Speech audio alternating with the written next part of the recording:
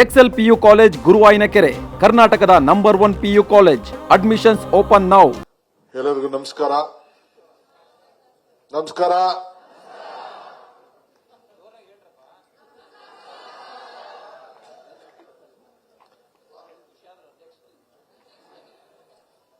ಸ್ವಲ್ಪ ಚುರುಕಾಗಿದ್ದಾರೆಲ್ಲ ಚೆಕ್ ಮಾಡ್ತೇನೆ ಅಷ್ಟೇ.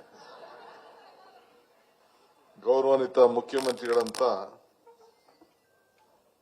ಸಿದ್ದರಾಮಯ್ಯ ಸಾಹೇಬ್ರೆ,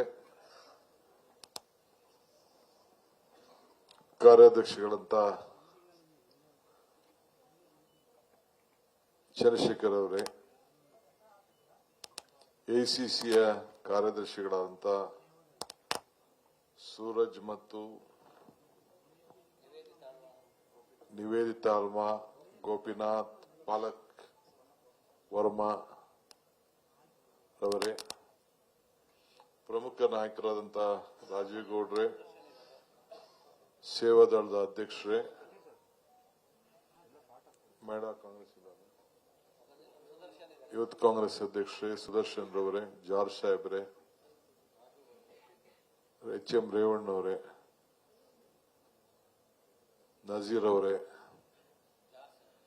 ಜಾರ್ಜ್ ಸಾಹೇಬ್ರೆ, ಇನ್ನಕ್ಕೆಲ್ಲ ಅದಕ್ಕೆಲ್ಲ ಮುಖ್ಯವಾಗಿ ಕೆಳಗಡೆ ಕೂತಂತ ಎಲ್ಲ ಪ್ರಮುಖ ನಾಯಕರುಗಳೇ, ಕಾರ್ಯಕರ್ತರೇ, ಬಂಧುಗಳೇ, ಕಾಂಗ್ರೆಸ್ ಅಲ್ಲಿ ಸ್ಟೇಜ್ ಮೇಲೆ ಕೂತವ್ರು ಮಾತ್ರ ಲೀಡರ್ ಅನ್ಕೊಳಕ್ ಹೋಗ್ಬೇಡಿ. ನಾನು ಅವರೇ ಲೀಡರ್ ಅನ್ನೋದಿಲ್ಲ. ಅವ್ರಕ್ಕಿನ್ನ ಯಾರು ಬೂತಲ್ಲಿ ಕೂತ್ಕೊಂಡು ಬೂತಲ್ಲಿ ಬಡದಾಡ್ಕೊಂಡು ಕೆಳಗಡೆ ಕೂತಿರ್ತಾರೆ ಅವ್ರು ಇಂಪಾರ್ಟೆಂಟ್ ಲೀಡರ್ ಅಂತ. ಯಾಕೆಂದ್ರೆ ಸ್ಟೇಜ್ ಅಲ್ಲಿ ಜನ ಇಲ್ಲದೆ ಹೋದ್ರೂ ನಡೀತದೆ. ಸ್ಟೇಜ್ ಕೆಳಗಡೆ ಕೇಳಂತ ಜನ ಇದ್ರೆ ಮಾತ್ರ ಯಾವ್ದಾದ್ರು ಒಂದು ಸಭೆಗೆ. ಸೇವಾದಳದ ಕಾರ್ಯಕರ್ತರು, ಮುಖಂಡರುಗಳು ಬಹಳ ಗೌರವದಿಂದ ಇಷ್ಟು ದೊಡ್ಡ ಸಂಖ್ಯೆಯಲ್ಲಿ ಬಂದಿದ್ದೀರಿ. ನಿಮ್ಮೆಲ್ಲರೂ ಕೂಡ ಪಕ್ಷದ ಅಧ್ಯಕ್ಷನಾಗಿ ನಿಮ್ಮೆಲ್ಲರೂ ಕೂಡ ಏನು ಒಂದು 140 ವರ್ಷದ ಹಿಂದೆ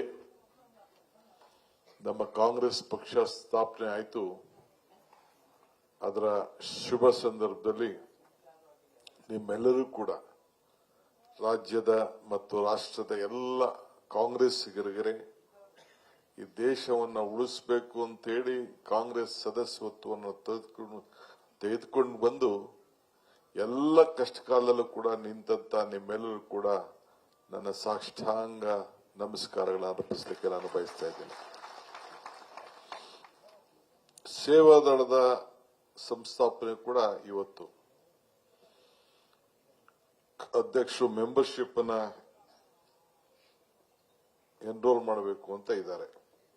ಆಮೇಲೆ ಈಗಲ್ಲ ಮಾಡಬೇಕು ಅಂತ ಇದ್ದಾರೆ.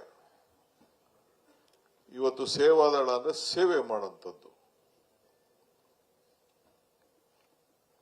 ಇಂದಿರಾ ಗಾಂಧಿಯವರೇ ಅದರ ಅಧ್ಯಕ್ಷ ಕೂಡ ಪ್ರಧಾನಮಂತ್ರಿ ಆಗಿದ್ದಾಗ ಒಂದು ನಮ್ಮ ಫ್ರಂಟಲ್ ಆರ್ಗನೈಸೇಷನ್ ಒಂದು ಹಂಗ ಅಂತೇಳಿ ಎಲೆಕ್ಷನ್ ಕಮಿಟಿಗೂ ಕೂಡ ಅವ್ರನ್ನ ಸದಸ್ಯರು ಮಾಡಿ ಮಹಿಳಾ ಕಾಂಗ್ರೆಸ್ಸು, ಸೇವಾದಳ, ಎನ್ಎಸ್ಎ, ಯೂತ್ ಕಾಂಗ್ರೆಸ್ ಈ 4 ಕೂಡ ನಮ್ಮ ಜೊತೆ ಜವಾಬ್ದಾರಿ ಹಂಚಿಕೊಳ್ಳಲಿಕ್ಕೆ.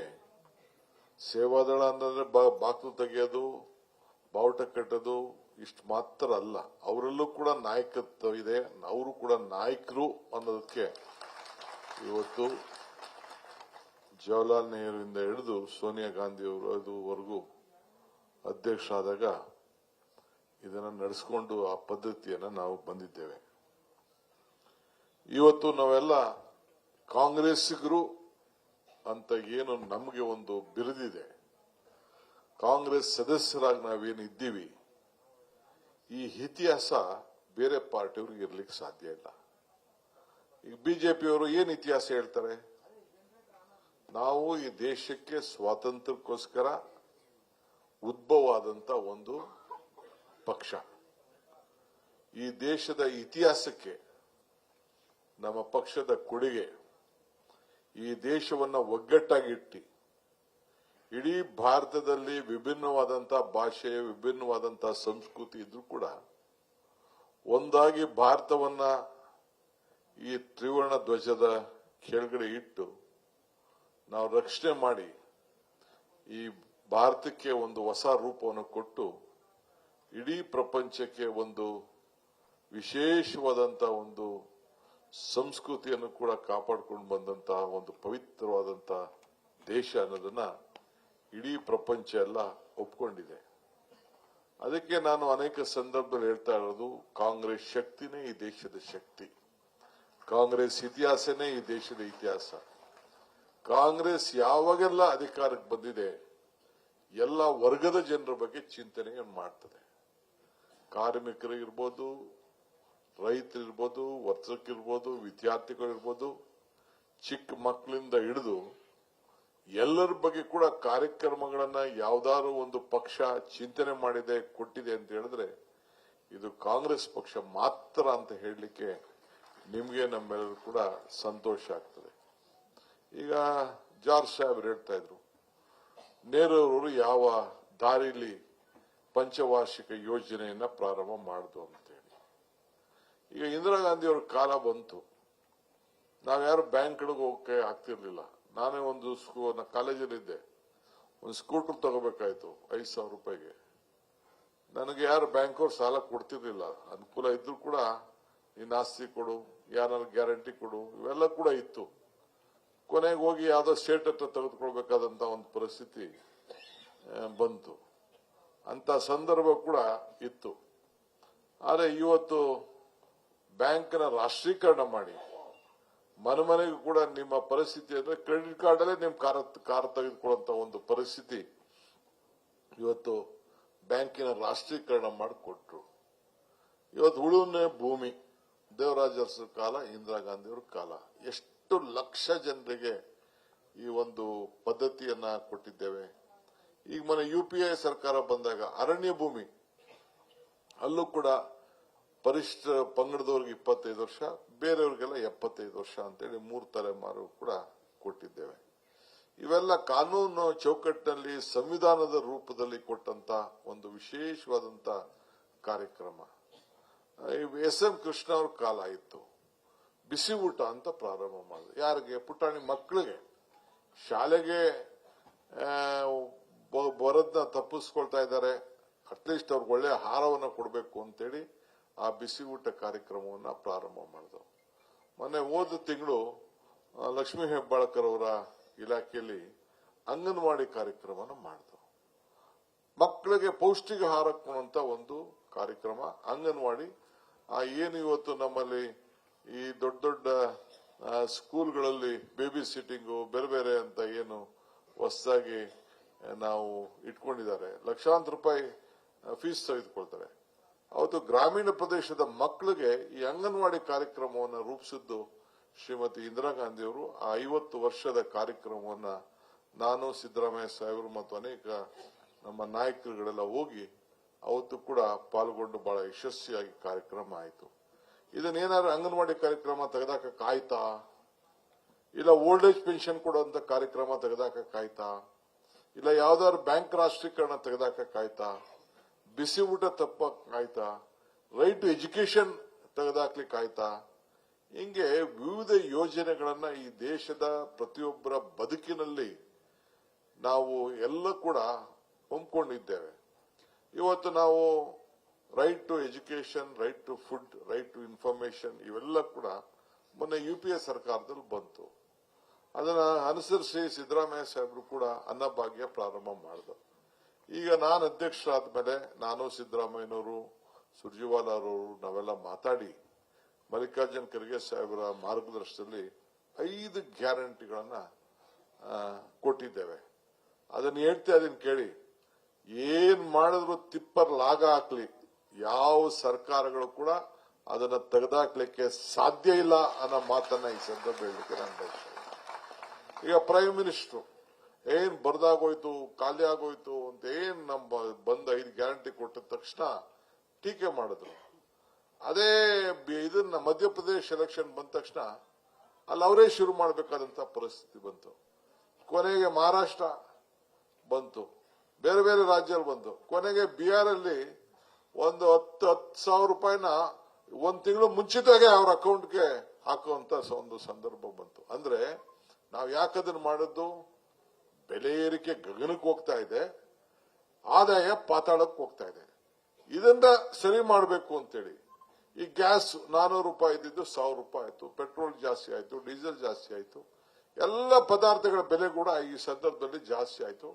ಅದಕ್ಕೆ ಹೆಚ್ಚು ಕಮ್ಮಿ ಒಂದು 5,000 ರೂಪಾಯಿ ಒಂದು ಕುಟುಂಬಕ್ಕೆ ನೇರವಾಗಿ ಇಲ್ಲ ಬಸ್ ಚಾರ್ಜ್ ಇರ್ಬೋದು, ಬೇರೆ ಇರ್ಬೋದು, ಅನುಕೂಲ ಆಗಲಿ ಅಂತೇಳಿ ಇದು ಒಂದು ತೆಗೆದುಕೊಂಡಂತ ಒಂದು ಐತಿಹಾಸಿಕ ತೀರ್ಮಾನ ಇಡೀ ದೇಶದಲ್ಲೇ ಒಂದು ಮಾದರಿ ಆಗಂತ ಸಂದರ್ಭ. ನಾನಿವತ್ತು ನಮ್ಮ ಎಲ್ಲ ಕಾರ್ಯಕರ್ತರಿಗೆ ಈ ಸಂಸ್ಥಾಪನಾ ದಿನ ನಾನು ಏನ್ ಕರೆ ಕೊಡ್ಲಿಕ್ಕೆ ನಾನು ಬಯಸ್ತಾ ಇದ್ದೀನಿ ಅಂತಂದ್ರೆ, ಮೊನ್ನೆ ನಾನು ಕೃಷ್ಣ ಬೈರೇಗೌಡರು, ಪ್ರಿಯಾಂಕಾ ಅವರೆಲ್ಲ ನಾವೆಲ್ಲ ಮಾತಾಡ್ತಿದ್ದೋ, ಕೂತ್ಕೊಂಡು ಚರ್ಚೆ ಮಾಡ್ತಿದ್ದೋ. ಈಗ ನಾವು ಇದನ್ನ ಏನು ಈ ಗ್ಯಾರಂಟಿ ಏನಿದೆ, ಈಗ ಹೆಚ್ಚು ಕಮ್ಮಿ 100 ಕೋಟಿ ದಾಟಿಬಿಟ್ಟಿದೆ. ಇದಕ್ಕೆ ಒಂದು ಹೊಸ ಒಂದು ರೂಪವನ್ನ ಕೊಡಬೇಕಾಗಿದೆ. ಅದೇ 1 ಲಕ್ಷ 1 ಲಕ್ಷ ಕೋಟಿ, ಸಾರಿ 1 ಲಕ್ಷ ಕೋಟಿ ದಾಟಿಬಿಟ್ಟಿದೆ. ಇದಕ್ಕೊಂದು ಆಚರಣೆ, ಇವತ್ತು ನಾವು ಹೆಂಗೆ ಸಂಭ್ರಮ ಆಚರಣೆ ಮಾಡ್ತಾ ಇದೀವಿ, ಇದಕ್ಕೂ ಕೂಡ ನಾವು ಸಂಭ್ರಮ ಆಚರಣೆ ಮಾಡಬೇಕು. ಸಂಭ್ರಮ ಎಲ್ಲಿ ತಾಲೂಕಲ್ಲಿ ಮಾಡೋದಾಗ್ಲಿ, ಈ ಬೆಂಗಳೂರಲ್ಲಿ ಮಾಡೋದಲ್ಲ. ತಾಲೂಕು ಪ್ರತಿಯೊಂದು ಪಂಚಾಯಿತಿಲೂ ನಮ್ಮ ಕಾರ್ಯಕರ್ತರು ಇದಕ್ಕೆ ಒಂದು ಹೊಸ ರೂಪವನ್ನು ಕೊಟ್ಟು ಸಮ್ಮೇಳನವನ್ನ ಮಾಡುವಂತ ಕೆಲಸಕ್ಕೆ ಇವತ್ತು ನಾವು ಸಜ್ಜಾಗಬೇಕು. ಇದರ ಜೊತೆಗೆ ಈಗ ನಿನ್ನೆ ತಾನೇ ನಮ್ಮ ವರ್ಕಿಂಗ್ ಕಮಿಟಿಲಿ ಒಂದು ದೊಡ್ಡ ಐತಿಹಾಸಿಕ ತೀರ್ಮಾನ ನಾವು ಮಾಡಿದ್ದೇವೆ. ಮಹಾತ್ಮ ಗಾಂಧೀಜಿಯವರ ಹೆಸರಿನಲ್ಲಿ ಉದ್ಯೋಗ ಖಾತ್ರಿ ಯೋಜನೆ ಎಂತಕ್ಕೋಸ್ಕರ ತಂದ್ರು? ಯಾರಿಗೆ ಇವತ್ತು ಊಟ ಇಟ್ಕೊಂಡಿರಬಾರ್ದು, ಕೂಲಿಗಾರ ಕೊಡಬೇಕು. ಯಾವ ರೀತಿ ತೀರ್ಮಾನ ಆಯ್ತು ಅಂದ್ರೆ ನಮ್ಮ ಕಾಲದಲ್ಲಿ, ಆಯ್ತಪ್ಪ ನೀನು ಬೇರೆಯವ್ನ ಜಮೀನಿಗೆ ಹೋಗಿ ನೀನು ಕೂಲಿ ಮಾಡ್ಕೊಳಕ್ಕಾದ್ರೆ ನಿನ್ಗೆ ಅವಮಾನ ಕಡಿಮೆ ಆಗ್ತದೆ, ನೀನು ಆಶ್ರಯ ಮನೆ ಕಟ್ಕೋತೀಯಾ, ನೀನು ಹಿಂಗು ಗುಂಡೆ ಮಾಡ್ಕೋತೀಯಾ, ನಿನ್ನ ಜಮೀನಲ್ಲೇ ನೀನು ಕೂಲಿ ಮಾಡ್ಕೊಳ್ತೀಯಾ, ನಿನ್ನ ಜಮೀನಲ್ಲೇ ವ್ಯವಸಾಯ ಮಾಡ್ಕೊಳ್ತೀಯಾ, ಅದಕ್ಕೂ ಕೂಡ ನಾನು ಕೂಲಿ ಕೊಡ್ತೀನಿ ಅಂತೇಳಿ ಇವತ್ತು ತೀರ್ಮಾನ ಮಾಡಿ, ಇವತ್ತು ಒಂದು ಐತಿಹಾಸಿಕ ತೀರ್ಮಾನವನ್ನ ನಮ್ಮ ಸೋನಿಯಾ ಗಾಂಧಿ ಅವರ ಮುಖಂಡತ್ವದಲ್ಲಿ ಮನಮೋಹನ್ ಸಿಂಗ್ ಸರ್ಕಾರ, UPA ಸರ್ಕಾರ ಇದಕ್ಕೆ ಮಾಡ್ತು. ಈಗ ಅದನ್ನ ಏನ್ ಮಾಡ್ತಾರೆ, 90% ಕೇಂದ್ರ ಸರ್ಕಾರ, 10% ಅವ್ರು ಕೊಡೋದಿತ್ತು. ಕೆಲವು ಯಾವ್ದಾದ್ರು ಒಂದು ಪದಾರ್ಥಗಳಿಗೆ, ಸಿಮೆಂಟ್ಗೆ, ಕಬ್ಬಿಣಕ್ಕೆ 75-25 ಇತ್ತು. ಈಗ 60-40 ಸ್ಕೀಮ್ ಮಾಡಿದ್ದಾರೆ. ಆಮೇಲೆ 150 ದಿನ ಬರಗಾಲದಲ್ಲಿತ್ತು, ಬರೀ 1 ವರ್ಷ ಮಾತ್ರ ಬರಗಾಲಕ್ಕೆ ಕೊಟ್ರು. ಅದಾದ್ಮೇಲೆ ಎಲ್ಲೂ ಕೊಟ್ಟಿಲ್ಲ. ನಮ್ಮ ರಾಜ್ಯದಲ್ಲಿ ಬರಗಾಲ ಕೋವಿಡ್ ಸಂದರ್ಭದಲ್ಲೂ ಕೊಟ್ಟಿಲ್ಲ, 150 ದಿನ ಕೊಡಕ್ ಹೋಗಿಲ್ಲ. ನಾವೆಲ್ಲ ಅದನ್ನೆಲ್ಲ ಬೇಡಿಕೆಯನ್ನು ನಾವೆಲ್ಲ ಇಟ್ಟಿದ್ದು. ಇವತ್ತು ಇದನ್ನ ತಪ್ಪಿಸ್ಬೇಕು ಅಂತೇಳಿ ಇದರ ಹೆಸರು ಬದಲಾವಣೆ ಮಾಡಿಕೆ ನಾವು ಸುಮ್ಮನೆ 125 ದಿನ ಅಂತ ಹೇಳಿ ನಾನು ಹೇಳ್ತಾ ಇದ್ದೀನಿ. ಇವತ್ತು ಮಾಧ್ಯಮದ ಮುಂದೆ ಹೇಳ್ತಾ ಇದ್ದೀನಿ, ಮಾಧ್ಯಮದವ್ರ ಮುಂದೆ ಒಂದು ಸವಾಲು ಹೇಳ್ತಾ ಇದ್ದೀನಿ. ನಿಮ್ಮ ಬಿಜೆಪಿ ಇರುವಂತ ರಾಜ್ಯದಲ್ಲೂ ಕೂಡ ಇದನ್ನ ಅನುಷ್ಠಾನವನ್ನ ತರಲಿಕ್ಕೆ ಸಾಧ್ಯ ಇಲ್ಲ 60-40 ಸ್ಕೀಮ್ ಅಲ್ಲಿ ಅಂತ ಹೇಳಲಿಕ್ಕೆ ನಾನು ಬಯಸ್ತೇನೆ. ಯಾಕೆಂದ್ರೆ ಮುಖ್ಯಮಂತ್ರಿಗಳಿಗೆ ಗೊತ್ತಿದೆ ಯಾರು ಎಷ್ಟು ಅನುಷ್ಠಾನ ತಂದೋ ಗೊತ್ತಿಲ್ಲ. ನನ್ನ ತಾಲೂಕಲ್ಲಿ, ನನ್ನ ಕ್ಷೇತ್ರದಲ್ಲಿ, ಇಡೀ ದೇಶದಲ್ಲಿ, once again I am repeating, the entire country of this country, Narega has been implemented in Kanakpura constituency. The highest number of funds has been flown and the central government has awarded for that Kanakpura. ನಾನು ಕರೆದುಬಿಟ್ಟು price ಕೊಡಬೇಕಾಯ್ತದೆ ಅಂತೇಳಿ ಕೊನೆಗೆ ಯಾರೋ ನಮ್ಮ ತಾಲೂಕ್ ಪಂಚಾಯತಿ ಅಧ್ಯಕ್ಷರು ಕರೆದು ಕೊಟ್ರು. ಇರ್ಲಿ, ಅದಕ್ಕೆ ನಂಗೇನು ಬೇಜಾರಿಲ್ಲ. ಒಂದು 10 ಟೀಮ್ ಬಂತು ಇನ್ವೆಸ್ಟಿಗೇಷನ್ ಮಾಡ್ಲಿಕ್ಕೆ. ಏನೋ DK ಶಿವಕುಮಾರ್, DK ಸುರೇಶ್ ಇಬ್ರು ದುಡ್ಗಿಟ್ ಹೊಡೆದ್ಬಿಟ್ಟವ್ರೇನೋ, ಏನಾದ್ರು ಸುಳ್ಳು ಬರ್ಸ್ಬಿಟ್ಟವ್ರಂತ. ನಾವು ಮಾಡಿಸಿದಂತ ಇನ್ಫ್ರಾಸ್ಟ್ರಕ್ಚರ್ ಪ್ರಾಜೆಕ್ಟ್ಸ್ ಇವೆಲ್ಲ ನೋಡಿ ಮುಖ್ಯಮಂತ್ರಿಗಳು ಕೂಡ ರಿವ್ಯೂ ಮಾಡಿದ್ರು ಅನೇಕ ಸಂದರ್ಭದಲ್ಲಿ. ಆ ರೀತಿ ನಾವು ಇಂಪ್ಲಿಮೆಂಟ್ ಮಾಡಿದ್ದೇವೆ. 57,000 ಜನಕ್ಕೆ ದನನ್ ಕೊಟ್ಟಿಗೆಗೆ ಕಾಸು ಕೊಟ್ಟಿದ್ದೀನಿ. 55,000 ರೂಪಾಯಿ, 52,000 ರೂಪಾಯಿ ಕೊಟ್ಟಿದ್ದೇವೆ. ಕೋಳಿ ಸಾಗಾಣಿಕೆ ಕೊಟ್ಟಿದ್ದೇವೆ, ಇಂಗು ಗುಂಡೆ ಕೊಟ್ಟಿದ್ದೇವೆ, ಮನೆ ಕಟ್ಕೊಳ್ಳಿಕ್ಕೆ ಕೊಟ್ಟಿದ್ದೇವೆ, ಜಮೀನು ಮಟ್ಟ ಮಾಡ್ಕೊಳ್ಳಿಕ್ಕೆ ಕೊಟ್ಟಿದ್ದೇವೆ. ಈ ರೀತಿ ನರೇಗಾನ ಯಾವ ರೀತಿ ನಾವು ಬಳಸ್ಕೊಳ್ಬೇಕು ಅಂತೇಳಿ ಒಂದೊಂದು ವರ್ಷಕ್ಕೆ 2-3 ಕೋಟಿ ರೂಪಾಯಿ, ಒಟ್ಟು 200 ಚಿಲ್ಲರೆ ಕೋಟಿ ರೂಪಾಯಿನ ಒಂದು ತಾಲೂಕಿಗೆ ನಾವು ಬಳಸ್ಕೊಳ್ಳುವಂತ ಕೆಲಸ ಮಾಡಿದೆ. ಈಗ ಇದಕ್ಕೆ ಮುಗಿಸಿದ್ದಾರೆ. ನಾನು ಹೇಳ್ತಾ ಇದ್ದೀನಿ, ಇವತ್ತೇನು ತಂದಿದ್ದಾರೆ ಅವರು ಬದಲಾವಣೆ ತಂದಿದ್ದಾರೆ. ಈ ಕಾರ್ಯಕ್ರಮನ ಹೆಸರು ಮಹಾತ್ಮ ಗಾಂಧೀಜಿ ಇವತ್ತು 100 ವರ್ಷ ಆಗಿದೆ. ಇವತ್ತು 101ನೇ ವರ್ಷ ಇವತ್ತು ಅಧ್ಯಕ್ಷರಾಗಿ ಅವರು ಮಹಾತ್ಮ ಗಾಂಧೀಜಿಯವರು ಕಾಂಗ್ರೆಸ್ನ ನಾಯಕತ್ವವನ್ನು ವಹಿಸಿರೋದು ಇವತ್ತು 101 ವರ್ಷ ಇವತ್ತಿಗೆ. ಟುಡೇ ಇವತ್ತು ಇದೇ ವರ್ಷದ ಹಿಂದೆ ನಾವು ಬೆಳಗಾಂನಲ್ಲಿ ಸಂಭ್ರಮವನ್ನ ನಾವು ಆಚರಣೆಯನ್ನ ನಾವು ಮಾಡಿದ್ವು. ಎಲ್ಲ ನಾಯಕರು ವರ್ಕಿಂಗ್ ಕಮಿಟಿನೂ ಕೂಡ ಇತ್ತು ಅಲ್ಲಿ ಇದನ್ನು ಬೆಳಗಾಂನಲ್ಲಿ ಆಚರಣೆಯನ್ನ ಮಾಡಿದ್ವು. ಇವತ್ತು 100 ವರ್ಷ ಇವತ್ತು ಮುಗಿದಿದೆ. ಇವತ್ತು ಈ ಸಂದರ್ಭದಲ್ಲಿ ಇದನ್ನ ಮುಗಿಸಲಿಕ್ಕೆ ಈ ಸಂದರ್ಭದಲ್ಲಿ ಅವರ ಹೆಸರನ್ನ ತೆಗೆದುಹಾಕ್ಲಿಕ್ಕೆ ಹೊರಟಿದ್ದಾರೆ. ಮಹಾತ್ಮ ಗಾಂಧಿ ಹೆಸರನ್ನ ಈ ದೇಶದ ಇತಿಹಾಸದಲ್ಲಿ ತೆಗೆದಾಗ್ಲಿಕ್ಕೆ ಸಾಧ್ಯನಾ? It is impossible. Mahatma Gandhiji ಅವರ ಹೆಸರನ್ನ ತೆಗೆದಾಕ್ಲಿಕ್ಕೆ ಸಾಧ್ಯನೇ ಇಲ್ಲ. ಅವರ ಪಕ್ಷ ಅಧಿಕಾರ ಯಾರು ಪರ್ಮನೆಂಟ್ ಆಗಿರ್ಲಿಕ್ಕೆ ಸಾಧ್ಯ ಇಲ್ಲ. ಅವ್ರ ಪಕ್ಷ ಎಷ್ಟು ದಿನ ಇರ್ತದೆ? ಎಲ್ಲಾರು ಒಂದ್ ಕಡೆ ಕೊನೆ ಇರ್ಲೇಬೇಕಲ್ಲ. ಎಂತೆಂತ ಚಕ್ರವರ್ತಿಗಳೆಲ್ಲ ಹೋಗ್ಬಿಟ್ರಲ್ವಾ? ಏನ್ ಬಿಜೆಪಿ ಏನ್ ಪರ್ಮನೆಂಟ್ ಆಗಿರ್ತದ? ಅಲೆಕ್ಸಾಂಡರ್ ದ ಗ್ರೇಟ್ ಎಂತೆಂತ ಮಹಾ ಚಕ್ರವರ್ತಿಗಳು ಎಲ್ಲ ದೇಶದ 3 ಭಾಗ ತೆಗೆದುಕೊಂಡು ಬಂದವರೆಲ್ಲ ವಾಪಸ್ ಆಗೋದು. ಸದ್ದಾಂ ಹುಸೇನ್ ಏನಾಯ್ತು? ಔಸ್ಕೋಬೇಕಾದಂತ ಒಂದು ಪರಿಸ್ಥಿತಿ ಬಂತು. ಹಂಗೆ ಆಗ್ಲಿ, ನಾನು ಏನಾಗ್ತದೆ ನಾನೀಗ ಅದು ಚರ್ಚೆ ಮಾಡಬೇಕು. ಅಂದ್ರೆ ಇದು ನಮ್ಮ ಪಕ್ಷ ರೂಟ್ ಅಲ್ಲಿ ಇದೆ, ಇತಿಹಾಸ ಇದೆ. ಈ ರಾಷ್ಟ್ರದ ಧ್ವಜ ನಿಮ್ಮ ಮೈ ಮೇಲಿದೆ. ಬಿಜೆಪಿಯವ್ರ ಮೇಲೆ ಇರ್ಲಿಕ್ಕೆ ಸಾಧ್ಯನಾ ಈ ರಾಷ್ಟ್ರದ ಧ್ವಜದ ಬಣ್ಣ? ಒಬ್ಬ ಕಾರ್ಯಕರ್ತ ಸತ್ರೆ ಈ ರಾಷ್ಟ್ರ ಧ್ವಜವನ್ನ, ಈ ಕಾಂಗ್ರೆಸ್ ಧ್ವಜವನ್ನ ಹಾಕುವಂತ ಒಂದು ಶಕ್ತಿ ಇವತ್ತು ನಿಮ್ಗೆ ಈ ಪಕ್ಷ ಕೊಟ್ಟಿದೆ. ರಾಷ್ಟ್ರಗೀತೆ ಕೊಟ್ಟಿದೆ, ಸಂವಿಧಾನವನ್ನ ಕೊಟ್ಟಿದೆ, ಈ ಕಾರ್ಯಕ್ರಮವನ್ನು ಕೊಟ್ಟಿದೆ. ಸೊ ಇವತ್ತು 73ನೇ 74ನೇ ತಿದ್ದುಪಡಿ ರಾಜೀವ್ ಗಾಂಧಿ ಅವರು ಕೊಟ್ಟರು. ಯಾಕೆ? A leader is one create leaders not followers ಅಂತೇಳಿ. ಇವತ್ತು ನಾಯಕರುಗಳನ್ನ ತಯಾರು ಮಾಡಬೇಕು ಅಂತೇಳಿ 50% ಹೆಣ್ಮಕ್ಳಿಗೆ ಪಂಚಾಯಿತಿಯಿಂದ ಇವತ್ತು ಕಾರ್ಪೊರೇಷನ್ ಕೊಟ್ಟಿದೆ. ಇವತ್ತೇನು ಹೆಣ್ಮಕ್ಳಿಗೆ 33% ಕೊಡಬೇಕು ಅಂತ ಬಂತು. ಇಡೀ ಸೋನಿಯಾ ಗಾಂಧಿ ಮೂಡೆ ರೆಸಲ್ಯೂಷನ್ ಇದೆ ರಾಜ್ಯಸಭಾ. ಇದು ಬಿಜೆಪಿಯವರಲ್ಲ. ಈಗ ಅದನ್ನ ಕಾನೂನಾಗಿ ಬಂದಿದೆ, ಮುಂದಕ್ಕೆ ಅದು ಕಾನೂನಾಗಿ ಬರ್ತದೆ. ಹೆಣ್ಮಕ್ಳನ್ನ ನಾವು ತಯಾರು ಮಾಡಬೇಕು, ನಾಯಕರಾಗಿ ಬೆಳೆಸಬೇಕು. ಇದನ್ನ ಜಾಸ್ತಿ ದಿನ ನಿಲ್ಲಿಸ್ಕೊಳ್ಳಿಕ್ಕೆ ಸಾಧ್ಯ ಇಲ್ಲ. ಇದು ನೆಕ್ಸ್ಟ್ ಪಾರ್ಲಿಮೆಂಟ್ಗೂ ಅಸೆಂಬ್ಲಿಗೂ ಇಂಪ್ಲಿಮೆಂಟ್ ಆಗ್ತದೆ ಅನ್ನೋದು ನನಗೆ ಭರವಸೆಯನ್ನ ಕಾಣ್ತಾ ಇದೆ. ಸೊ ಹಂಗೆ ಇವತ್ತು ನಮ್ಮ ಪಕ್ಷದಲ್ಲಿ ಒಂದು ದೊಡ್ಡ ಇತಿಹಾಸ ಇದೆ. ಈಗ ನಾನು ಕೂಡ ಈ ಗಾಂಧೀಜಿದು 100 ವರ್ಷದ ಒಂದು ನಂದು ಏನು ಅವರು ಹಿಂದೆ ಪುಸ್ತಕ ಬರೆದಿಂದ ಯಾವ ರೀತಿ ನಡೆಸಿದ್ರು ಎಸಿಸಿಷನ್ನ, ಅದನ್ನ ಒಂದು ದಾಖಲೆ ಎಲ್ಲ ಹುಡುಕ್ದೆ. ನಾನು ಅದಕ್ಕೆ ಇಂಗ್ಲಿಷಲ್ಲಿ ಮಾಡಿಕೊಟ್ಟಿದ್ದೆ. ಕನ್ನಡಕ್ಕೆ ಒಂದು ಅನುವಾದ ಮಾಡಿ ಅದ್ರ ಬಗ್ಗೆ ಆಮೇಲೆ ನಾವೇನು ಬೆಳಗಾಮಲ್ಲಿ ಕಾರ್ಯಕ್ರಮ ಮಾಡೋದು ಅದನ್ನೆಲ್ಲ ಇಟ್ಟು ಒಂದು ಗಾಂಧಿ ಭಾರತ ಅಂತ ಹೇಳಿ ಒಂದು ಪುಸ್ತಕ ಕೂಡ ನಾನೀಗಾಗಲೇ ಅದಕ್ಕೆ ತಯಾರು ಮಾಡಿ ರೂಪಿಸಿದ್ದೇನೆ. ಮಲ್ಲಿಕಾರ್ಜುನ ಖರ್ಗೆ ಸಾಹೇಬ್ರ ಕೈಯಲ್ಲಿ ಒಂದು ಟೈಮ್ ಕೇಳಿದ್ದೀನಿ. ಯಾಕೆಂದ್ರೆ ಅವರು ಎಸಿಸಿ ಅಧ್ಯಕ್ಷರು, ಅವ್ರ ಕೈಲೇ ಇದನ್ನ ಬಿಡುಗಡೆ ಮಾಡಿಸಬೇಕು ಅಂತೇಳಿ ದಿನಾಂಕವನ್ನ ನಿಗದಿ ಮಾಡಿ ಇದೇ ನಮ್ಮ ಭಾರತ್ ಜೋಡೋ ಭವನದಲ್ಲಿ ಅದನ್ನ ಸದ್ಯದಲ್ಲೇ ಒಂದು ಟೈಮ್ ಮಾಡಿ ಈಗಾಗಲೇ ಇದರ ಗಾಂಧೀಜಿಯವರ ನೆನಪಿನಲ್ಲಿ 100 ವರ್ಷದ ಇತಿಹಾಸದ ನೆನಪಿನಲ್ಲಿ 100 ಕಾಂಗ್ರೆಸ್ ಕಚೇರಿನ ಕಟ್ಟಬೇಕು ಅಂತೇಳಿ ಈಗಾಗಲೇ ತೀರ್ಮಾನ ಮಾಡಿದ್ದೇವೆ. ಈಗಾಗಲೇ 70 ಕಾಂಗ್ರೆಸ್ ಕಚೇರಿಗಳು ರೆಡಿ ಇದೆ. ಅದಕ್ಕೆಲ್ಲ ಈಗ ಒಂದು ಲಿಸ್ಟ್ ಕೂಡ ಕೊಟ್ಟೆ, ಇನ್ನು ಕೆಲವೆಲ್ಲ ಉಳ್ಕೊಂಡಿದೆ. ಆದಷ್ಟು ಜಲ್ದಿ ನೆಕ್ಸ್ಟ್ ಕ್ಯಾಬಿನೆಟ್ ಅಲ್ಲಿ ತಂದು 100 ಬಿಲ್ಡಿಂಗ್ಗೆ ಬೆಂಗಳೂರು ನಗರದಲ್ಲೂ ಕೂಡ ಒಂದು ಒಳ್ಳೆ ಆಫೀಸ್, 2 ಆಫೀಸ್, ಒಂದು ರಾಮಲಿಂಗಾರೆಡ್ಡಿ ಜವಾಬ್ದಾರಿ ತೆಗೆದುಕೊಂಡಿದ್ದಾರೆ, ಒಂದು ಜವಾಬ್ದಾರಿ ತೆಗೆದುಕೊಂಡಿದ್ದೇವೆ. ಒಂದು ದೊಡ್ಡ 2 ಕಟ್ಟಡ, ಒಂದು ಡಿಸ್ಟಿಕ್ ಕಟ್ಟಡ, ಒಂದು ಸ್ಟೇಟ್ ಕಟ್ಟಡ. ಇದನ್ನ ಕಟ್ಟಲಿಕ್ಕೆ ಇನ್ನೊಂದು ಬೇರೆ ಕಟ್ಟಡ ಕಟ್ಟಲಿಕ್ಕೆ ಮಾಡಿದ್ದೇವೆ. ಎಲ್ಲ ತಾಲೂಕಲ್ಲೂ ಕೂಡ ಇದಕ್ಕೊಂದು ರೂಪವನ್ನು ಮಾಡುವಂತ ಕೆಲಸ. ಮೊನ್ನೆ 2 ತಿಂಗಳ ಹಿಂದೆ ಮೈಸೂರಿಗೆ ಹೋಗಿದ್ದೆ. ಅಲ್ಲೂ ಕೂಡ ಚೀಫ್ ಮಿನಿಸ್ಟರ್ ಅವರು ಅವರೇ ಜವಾಬ್ದಾರಿ ತೆಗೆದುಕೊಂಡು ಮೈಸೂರಿನಲ್ಲಿ ಒಂದು ದೊಡ್ಡ ಕಚೇರಿ, ಅಲ್ಲೂ ಕೂಡ ಇದೇ ರೀತಿ ಕಾಂಗ್ರೆಸ್ ಭವನ ಕಟ್ಟಬೇಕು ಅಂತೇಳಿ ಅವರು ಕೂಡ ಈಗಾಗಲೇ ಪ್ಲಾನ್ ಆಫ್ ಆಕ್ಷನ್ ಮಾಡಿ ಈಗಾಗಲೇ ಭೂಮಿ ಪೂಜೆ ಕೂಡ ನಾನು ಮಾಡಿ ಬಂದಿದ್ದೇನೆ. ನಾನು ಇಲ್ಲಿಂದ ಒಂದು ಸಂದೇಶ ಕೊಡ್ತೀನಿ ಎಲ್ಲ ಅಧ್ಯಕ್ಷರಿಗೆ. ನೀವು ಫೌಂಡೇಶನ್ ಹಾಕೋದು ಡೇಟ್ ಕೊಡ್ತಾರೆ ರಾಹುಲ್ ಗಾಂಧಿ ಅವರು ಮತ್ತು ಖರ್ಗೆ ಸಾಹೇಬರು. ಅದಕ್ಕೆ ನೀವು ಕಾಯಕ್ಕೆ ಹೋಗ್ಬಿಡಿ. ಒಂದೇ ದಿನ ಇಲ್ಲಿಂದನೇ ಬೆಂಗಳೂರಿನಿಂದನೇ ಅದಕ್ಕೆ ವರ್ಚುವಲ್ ಅಲ್ಲಿ ಫೌಂಡೇಶನ್ ಹಾಕುವಂತ ಕೆಲಸ ನಾವು ಮಾಡ್ತೇವೆ ಬೆಂಗಳೂರು ಬಂದು.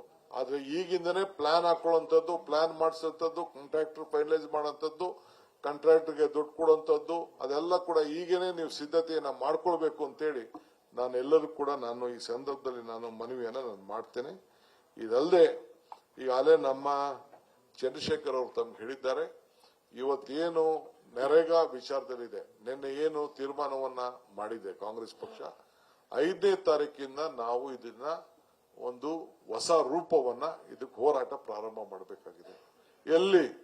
ಬೆಂಗಳೂರಲ್ಲ, ತಾಲೂಕ್ ಹೆಡ್ ಕ್ವಾರ್ಟರ್ಸ್ ಅಲ್ಲ, ಪಂಚಾಯಿತಿಗಳಿಂದ ಈ ಹೋರಾಟವನ್ನ ಪ್ರಾರಂಭ ಮಾಡಬೇಕು.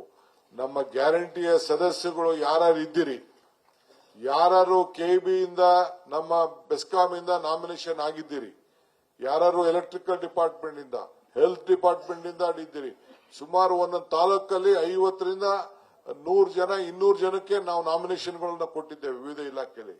ಅವರು ಮತ್ತು ಪಂಚಾಯತಿ ಮೆಂಬರ್ಗಳು, ಜಿಲ್ಲಾ ಪಂಚಾಯತಿ ಮೆಂಬರು, ಕಾರ್ಪೊರೇಟರ್ಗಳು ನೀವೆಲ್ಲ ಸೇರಿ ಒಂದಾಗಿ ಕಾರ್ಯಕರ್ತರು ಒಂದೊಂದು ಭಾಗನ ಹಂಚಿಕೊಂಡು ಪ್ರತಿ ಒಂದು ವಿಧಾನಸಭಾ ಕ್ಷೇತ್ರಕ್ಕೂ ಕೂಡ ನಾನು ನಮ್ಮ ಎಲ್ಲಾ ಕಾರ್ಯಾಧ್ಯಕ್ಷಗಳು ಜೆಸಿ ಚಂದ್ರಶೇಖರ್ ಒಬ್ಬೊಬ್ಬರನ್ನ ಅಬ್ಸರ್ವರ್ ಆಗಿ ಈ ಕಾರ್ಯಕ್ರಮಕ್ಕೆ ನಾನು ಕಳಿಸ್ಕೊಡ್ತೀನಿ. ನೀವೆಲ್ಲ ಕೂಡ ಇದೇನು ಇವತ್ತು ನರೇಗಾ ವಿಚಾರ ಇದೆ, ಏನು ನಮ್ಮ ಗ್ಯಾರಂಟಿಗಳನ್ನ ತಲುಪಿಸಲಿಕ್ಕೆ ಮತ್ತು ಏನು ನಮ್ಮ ಕಾರ್ಯಕ್ರಮ ತಲುಪಿಸಲಿಕ್ಕೆ ಒಂದು ಹೊಸ ತಾಲೂಕು ಮಟ್ಟದಲ್ಲಿ ಒಂದು ಪಂಚಾಯತಿ ಮಟ್ಟದಲ್ಲಿ ನಮ್ಮ ಗ್ಯಾರಂಟಿಗಳ ಸಮಾವೇಶವನ್ನ ಒಂದು ಕಾರ್ಯಕ್ರಮವನ್ನು ಮಾಡಬೇಕು. ಅದು ರೂಪರೇಷೆಗಳನ್ನ ನಿಮ್ಗೆ ನಾನು ಸದ್ಯದಲ್ಲೇ ನನ್ನ ಗೈಡ್ಲೈನ್ಸ್ ಅನ್ನ ನಿಮ್ಗೆ ನಾನು ಕಳಿಸ್ಕೊಡ್ತೇನೆ ಅನ್ನೋ ಮಾತನ್ನ ಈ ಸಂದರ್ಭದಲ್ಲಿ ಹೇಳಲಿಕ್ಕೆ ನಾನು ಬಯಸ್ತೇನೆ. ಮತ್ತು ಜಿಲ್ಲಾ ಪಂಚಾಯತಿ ತಾಲೂಕ್ ಪಂಚಾಯತಿ ಎಲೆಕ್ಷನ್ ನಾವು ನಿಲ್ಲಿಸಕ್ಕಾಗಲ್ಲ. ವಿ ಆರ್ ಕಂಡಕ್ಟಿಂಗ್ 2-3 ತಿಂಗಳಲ್ಲೇ ಈ ಎಲೆಕ್ಷನ್ ಸಿದ್ಧತೆಯನ್ನ ನಾವು ಮಾಡಿಕೊಳ್ಳಲೇಬೇಕಾಗಿದೆ. ಇದಕ್ಕೆ ಈಗಾಗಲೇ ನಮ್ಮ ಚೀಫ್ ಮಿನಿಸ್ಟರ್ ಅವರು ನಮ್ಮ ಪ್ರಿಯಾಂಕ್ ಖರ್ಗೆ ಅವರು ಹೇಳಿದ್ದಾರೆ. ಅದೇನೇನು ರಿಸರ್ವೇಷನ್, ಕೋರ್ಟ್ ಆತಂಕಗಳು, ಕಾನೂನು ಚೌಕಟ್ಟುಗಳು ಏನು ಸಮಸ್ಯೆ ಇದೆ ಅದನ್ನೆಲ್ಲ ಬಗೆಹರಿಸಿ 2 ತಿಂಗಳಲ್ಲೇ ಎಲೆಕ್ಷನ್ ಮಾಡಕ್ಕೆ ಸಿದ್ಧತೆ ಮಾಡ್ಕೊಳ್ಬೇಕು ಅಂತೇಳಿ ಮಾರ್ಗದರ್ಶನ ಕೊಟ್ಟಿದ್ದಾರೆ. ಮತ್ತು ಜಿಬಿಎ ಎಲೆಕ್ಷನ್ ಕೂಡ ನಾನೀಗಾಗಲೇ ಸಿದ್ಧತೆಯನ್ನ ನಾನು ಮಾಡ್ಕೊಂಡಿದ್ದೇನೆ. ಕೆಲವರು ಏನಪ್ಪಾ ನಾನು ರಿಸರ್ವೇಷನ್ ಆಗ್ಲಿ ಅಲ್ಲಿಗಂಟ ನಾನು ಅರ್ಜಿ ತಗೊಳ್ಳೋದು ಬೇಡ ಅಂತ ಇರ್ಬೋದು. ನೀವು ಅರ್ಜಿ ತೆಗೆದುಕೊಂಡು ನೀವು ತಯಾರಾಗಿ ನೀವು ಬೂತ್ ಮಟ್ಟದಲ್ಲಿ ನೀವು ಕೆಲಸ ಮಾಡಿಲ್ಲ ಅಂದ್ರೆ ನೀವು ಎಷ್ಟೇ ದೊಡ್ಡ ನಾಯಕರಾಗ್ಲಿ ಈ ಡಿ.ಕೆ. ಶಿವಕುಮಾರ್ ನಿಮ್ಮನ್ನ ಗುರ್ಸೋದಿಲ್ಲ. ಯಾರ್ಯಾರು ಪಂಚಾಯತಿ ಮಟ್ಟದಲ್ಲಿ ಬೂತ್ ಮಟ್ಟದಲ್ಲಿ ಈಗಾಗಲೇ ಅಪ್ಲಿಕೇಶನ್ ಫಾರಂ ಇವತ್ತಿಂದನೇ ರಿಲೀಸ್ ಮಾಡ್ತಾ ಇದ್ದೀನಿ, ಕೊಡ್ತಾ ಇದ್ದೀನಿ.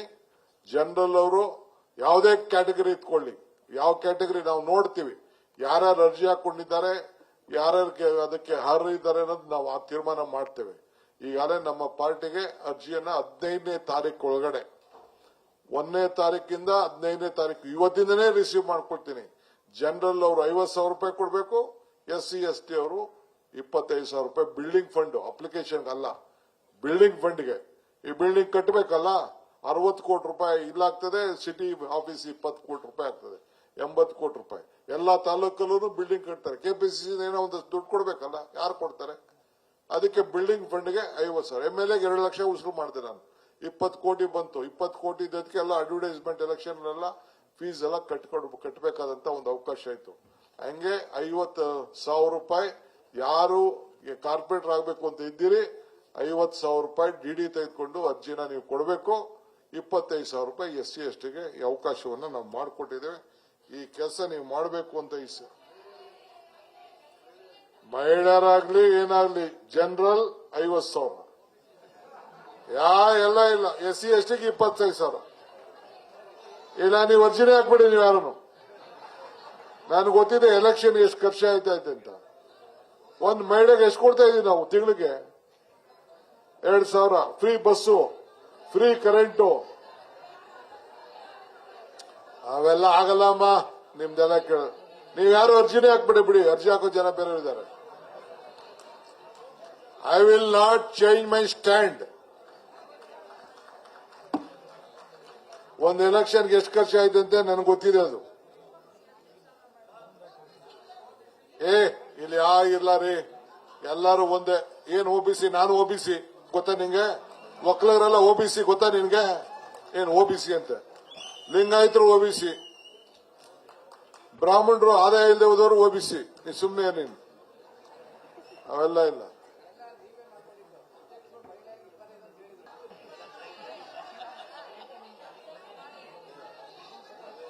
ಈಗ ಇಲ್ಲಿ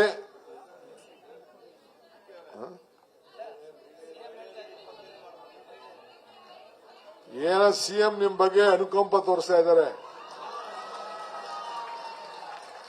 ಆಯ್ತು, ಏನೋ CM ಚಾರ್ಜ್ ಹೇಳ್ತಾ ಇದ್ದಾರೆ ಅಂತ ಮಹಿಳೆಯರಿಗೆ 25,000 ಮಾಡ್ತೀನಿ ಹೋಗಿ. 15ನೇ ತಾರೀಕೊಳಗೆ ಅರ್ಜಿ ಹಾಕ್ಬೇಕು. ಬಿಲ್ಡಿಂಗ್ ಫಂಡ್ಗೆ ನನಗೆ ಬೇಡ ನಿಮ್ ದುಡ್ಡು. I don't want your money for building fund. Building ಬೇಗ ನೋಡಿ, ಇಂಥ ಬಿಲ್ಡಿಂಗ್ ಕಟ್ಟಿದೀವಲ್ಲ, ಎಲ್ಲರೂ ಕಟ್ಟಿದಾರಾ? ನೀವು ಯಾವ್ದಾದ್ರು ರಾಜ್ಯಕ್ಕೆ ಪಳಿಯಪ್ಪಾಜಿ, ಪಳಿಯಪ್ಪಾಜಿ, is there any building like this in the country except ACC? ACC now they have built. ನಾನೇ ಹೋಗಿದ್ದೆ, ನಮ್ಮೂರೇ ಇಲ್ಲಿಂದ ಬೆಂಗಳೂರವರೇ ಹೋಗಿ ಎಲ್ಲ ಇಷ್ಟಕ್ಕೆಲ್ಲ ಮಾಡಿದಾರಲ್ಲ, ಅಲ್ಲೂ ಒಂದ್ ಚೆನ್ನಾಗಿ ಕಟ್ಟಿದ್ದಾರೆ. ಈಗ ರೀಸೆಂಟ್ ಆಗಿ ಕಟ್ಟಿದ್ದಾರೆ. ಅವ್ರಕ್ಕಿಂತ ಮುಂಚಿತ ನಾವು ಇನಾಗ್ರೇಟ್ ಮಾಡಿದೀವಿ. ರಾಹುಲ್ ಗಾಂಧಿ ಕರೆಸಿ ಇನಾಗ್ರೇಟ್ ಮಾಡಿದೀವಿ. ಸೊ ಹಂಗೆ ಮಾಡಿದೀವಿ. ಅಲ್ಲೂ ಕೂಡ ದೊಡ್ಡದಾಗಿ ಆಗ್ತದೆ. ಅದಕ್ಕೆ ಬೇಕಲ್ಲ ದುಡ್ಡು. ಸೊ ಹಂಗೆ. ಸೊ ಆಯ್ತಾ. ಆಮೇಲೆ ಸ್ಟೂಡೆಂಟ್ ಎಲೆಕ್ಷನ್ಗೆ ಒಂದು ಕಮಿಟಿ ಫಾರ್ಮ್ ಮಾಡಿದೀನಿ, ಯಾವ ರೀತಿ ಮಾಡಬೇಕು ಅಂತ. ಹೊಸ ನಾಯಕರುಗಳನ್ನ ಕಾಲೇಜಲ್ಲಿ ತಯಾರು ಮಾಡಬೇಕು. ಸೊ ಅದಕ್ಕೆ ಈಗಾಗಲೇ ನಾನು ಶರಣ್ ಪ್ರಕಾಶ್ ಅಧ್ಯಕ್ಷತೆಯಲ್ಲಿ ನಮ್ಮ ಸುಧಾಕರ್, ನಮ್ಮ ಇವರು NSU ಮಾಜಿ ಅಧ್ಯಕ್ಷಗಳು, Salim youth Congress president, NSU president, former youth Congress president ಅವರೆಲ್ಲ ಸೇರಿಸಿ 9 ಜನ ಒಂದು ಕಮಿಟಿ ಮಾಡಿದ್ದೀನಿ. ಒಂದು ತಿಂಗಳಲ್ಲಿ ಯಾವ ರೀತಿ ಮಾಡಬೇಕು ಅಂತೇಳಿ ಪುಟ್ಟಣ್ಣ ಎಲ್ಲ ಸೇರಿಸಿ ಒಂದು ಕಮಿಟಿ ಮಾಡಿದ್ದೀನಿ. ಯಾವ ರೀತಿ ಎಲೆಕ್ಷನ್ ಕಂಡಕ್ಟ್ ಮಾಡಬೇಕು ಅಂತೇಳಿ ಒಂದು ಪ್ರಪೋಸಲ್ ಕೊಡಿ ಸರ್ಕಾರಕ್ಕೆ ಅಂತ ರಾಹುಲ್ ಗಾಂಧಿ ಅವರು ಕೂಡ ನಮಗೆ ಚೀಫ್ ಮಿನಿಸ್ಟರ್ಗೆ ಕಾಗದ ಬರೆದಿದ್ದಾರೆ. ಅದ್ರ ಬಗ್ಗೆ ಆಲೋಚನೆ ಮಾಡಬೇಕು ಅಂತ. ಕಾಲೇಜ್ಗಳಲ್ಲಿ ಎಲೆಕ್ಷನ್ ಕಂಡಕ್ಟ್ ಮಾಡಿ ಹೊಸ ಲೀಡರ್ಶಿಪ್ ನ ಬೆಳೆಸಬೇಕು ಅನ್ನೋದು ನಮ್ಮ ಉದ್ದೇಶ ಇದೆ. Let us see. ಇದನ್ನ ಹಿಂದೆ ಎಲ್ಲ ಇತ್ತು, ನಾವೆಲ್ಲ ಎಲೆಕ್ಷನ್ ನಿಂತ್ಕೊಂಡು ಗೆದ್ದು, ನಾನು ಇಲ್ಲ, ನಮ್ಮ ಇವನವನಲ್ಲ, ನಮ್ಮ ಆರಾಧ್ಯ, ನಾವೆಲ್ಲ ಕಾಲೇಜಲ್ಲೆಲ್ಲ ಇಲ್ಲ ಕೂತವ್, ನಾವೆಲ್ಲ ಎಲೆಕ್ಷನ್ ಎಲ್ಲ ನಿಂತಿದ್ದೋ. ರೇವಣ್ಣ ಎಲೆಕ್ಷನ್ ನಿಂತಿದ್ರು, ಎಲ್ಲ ಕಾಲೇಜ್ ಎಲೆಕ್ಷನ್ ಅಲ್ಲಿ ಎಲ್ಲ ಬೇಕಾದಷ್ಟು ಜನ ಇಲ್ಲೆಲ್ಲ ಸ್ಟೇಜ್ ಅಲ್ಲಿ ಇದ್ದೀವಿ. ನಾವೆಲ್ಲ ಎಲೆಕ್ಷನ್ ಇದ್ದಾಗೆ ಫೈನಲ್ ಇಯರ್ ಡಿಗ್ರಿ ಸ್ಟೂಡೆಂಟ್ ನಾನು ಅಸೆಂಬ್ಲಿ ನಿಂತ್ಕೊಂಡಾಗ. ಅಂತ ಕಾಲ ಆಗಿತ್ತು. ಈಗೆಲ್ಲ ಹೋಗ್ಬಿಟ್ಟಿದೆ ಆ ಕಾಲ ಎಲ್ಲ. ಆರ್ ಮಂಜುನಾಥ್ ನನಗಿಂತ ಸೀನಿಯರ್, ಇವನು 1 ವರ್ಷ ಸೀನಿಯರ್ ಕಾಲೇಜಲ್ಲಿ. ಆರ್ ಮಂಜುನಾಥ್ ಎಲ್ಲ ದೊಣ್ಣೆ ಪಣ್ಣೆ ಹಿಡ್ಕೊಂಡು ತಿರುಗ್ತಿದ್ರಲ್ಲ. ಈಗೆಲ್ಲ ಇಲ್ಲ, ಈಗ ಅವೆಲ್ಲ ನಿಂತೋಯ್ತು. ಈಗೆಲ್ಲ ಆ ಕಾಲ ಇಲ್ಲ ಇತ್ತು. ಅದು ಕಡಿಮೆ ಮಾಡಬೇಕು ಅನ್ನೋ ದೃಷ್ಟಿಯಿಂದ ನಮ್ಮ ರಂಗನಾಥ್ ಸಾಹೇಬರು ನಿಲ್ಲಿಸ್ಬಿಟ್ರು. ಗಲಾಟೆಗಳ ಬೇಡ ಅಂತೇಳಿ. ಬಟ್ ಈಗ ತಿರ್ಗಾ ಅವಶ್ಯಕತೆ ಕಾಣ್ತಾ ಇದೆ. ಯಾಕೆಂದ್ರೆ ನಾವು ನಮ್ಮಲ್ಲಿ ಮೆಂಬರ್ಶಿಪ್ ಆಗ್ತಾ ಇದೆ. ಇದು college election, youth Congress election ಬೇರೆ ಸಿಸ್ಟಮ್ ಇದೆ. ನಾನು ಅದು ಚರ್ಚೆ ಮಾಡಕ್ ಹೋಗುದಿಲ್ಲ. ಸೊ ಹಿಂಗೆ ತಾವೆಲ್ಲ ಹೆಣ್ಮಕ್ಳು ಅದೆಷ್ಟು ಅರ್ಜಿ ಆಗ್ತಿರೋ ನೋಡ್ತೀನಿ. 50% ಹೆಣ್ಮಕ್ಳಿಗೆ ರಿಸರ್ವೇಶನ್ ಇದೆ. 369 ಸೀಟ್ಗೆ 50% ಹೆಣ್ಮಕ್ಳಿಗೆ ರಿಸರ್ವೇಶನ್ ಇದೆ. ಒಂದೊಂದು ಕ್ಷೇತ್ರಕ್ಕೆ 10 ಜನ ಅರ್ಜಿ ಹಾಕಬೇಕು. ಆಗ ನಾವು ಅದರಲ್ಲಿ ಸೆಲೆಕ್ಟ್ ಮಾಡ್ತೀವಿ ಯಾರು ಬೆಸ್ಟ್. ಆಮೇಲೆ ಅವರೆಲ್ಲ ಬೂತ್ಗೆ ಹೋಗಿ ಕೆಲಸ ಮಾಡಬೇಕು. ಅವನ್ BC ಇರ್ಲಿ, SC ಇರ್ಲಿ, ಜನರಲ್ ಇರ್ಲಿ, OBC ಇರ್ಲಿ, ಯಾವುದೇ ಇರ್ಲಿ, ಹೋಗಿ ಬೂತ್ ಅಲ್ಲಿ ಯಾರಿಗೆ ಕೆಲಸ ಪ್ರಾರಂಭ ಮಾಡ್ತಾರೆ ನೋಡ್ಬಿಟ್ಟು ಆಮೇಲೆ ಕ್ಯಾಂಡಿಡೇಟ್ ತೀರ್ಮಾನ ಮಾಡ್ತೀವಿ. ಅದನ್ನ ತಿಳ್ಕೊಳ್ಳಿ. ಯಾವ ರೆಕಮೆಂಡ್ DK ಹಿಂದೆ ತಿರುಗ್ಲಿ, ಸಿದ್ದರಾಮಯ್ಯನ ಹಿಂದೆ ತಿರುಗ್ಲಿ, ಇನ್ನೊಬ್ಬರಿಂದ ಅವ್ರಿಗೆಲ್ಲ ಟಿಕೆಟ್ ಇಲ್ಲ. ಯಾರು ಬೂತ್ ಅಲ್ಲಿ ಕೆಲಸ ಮಾಡ್ತಾರೆ ಅವ್ರಿಗೆ ಮಾತ್ರ ಅವಕಾಶ.